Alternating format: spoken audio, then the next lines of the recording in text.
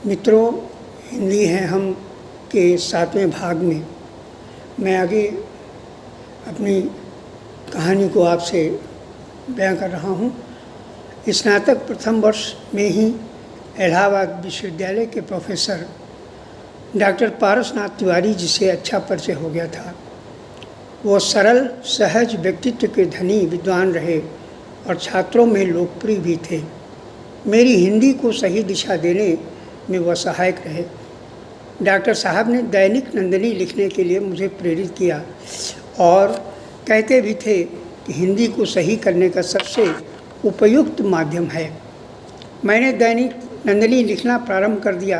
प्रारंभ तो हो गया, पर गद्य लिखना कठिन लगा, किंतु बाद के दिनों में मुझे लगने लगा कि हिंदी के अभ्यास के लिए एक छोटा सा सार्थक प्रयास है। बाद में पत्र पत्रिकाओं के लिए मैंने बहुत लेख लिखे जो प्रकाशित होते रहे। बाद मुझे एहसास हुआ कि डॉक्टर पारसनाथ तिवारी की गोद में बैठी हुई हिंदी का लाभ मुझे मिला। जब जब हिंदी में कठिनाई का अनुभव करता तो मैं भी उन्हीं की गोद में हिंदी के साथ बैठ जाता और वह व्याख्यान से हिंदी में को सरलता प्रदान कर देते थे। कैसे कैसे योग्य विद्वान इलाहाबाद विश्वविद्यालय में थे, इसकी कल्पना करना कठिन है। एक प्रोफेसर का जिक्र किया जाए तो अनंत प्रश्नों की पीठिका तैयार हो जाएगी। यहाँ तो हिंदी के गणनायकों का भंडार है, हिंदी का अपना वर्चस्व है। बस अपनी मानसिकता को बदलने की आवश्यकता है। जब तक हिंदी का ज्ञान नहीं होगा तब तक कोई दूसरी भाषा समझ में नहीं आएगी।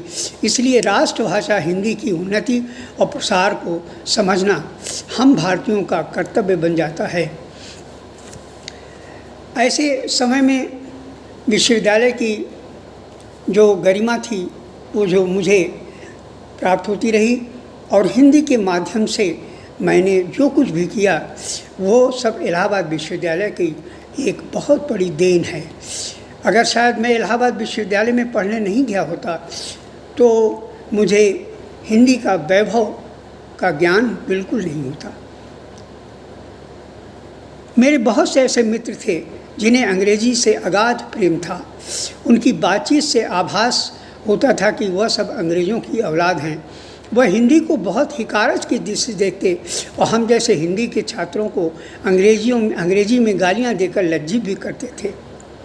हिंदी कमज़ोर तो नहीं थी, पर राज्य की उपेक्षा का शिकार होने के कारण इन अंग्रेज़ों की औलादों के अपमान के घूंट को पीना पड़ता था। इस अपमान के चाकू द्वारा हम हिंदी के लोगों को शरीर को खूब गोदा गया और जलील किया जाता रहा। इलाहाबाद विश्वविद्यालय का हिंदी भाग ही ऐसा विभाग था जहाँ हिंदी का बोलबाला था। अन्य विभागों में अंग्रेजी पूर्णतया पसरी हुई थी।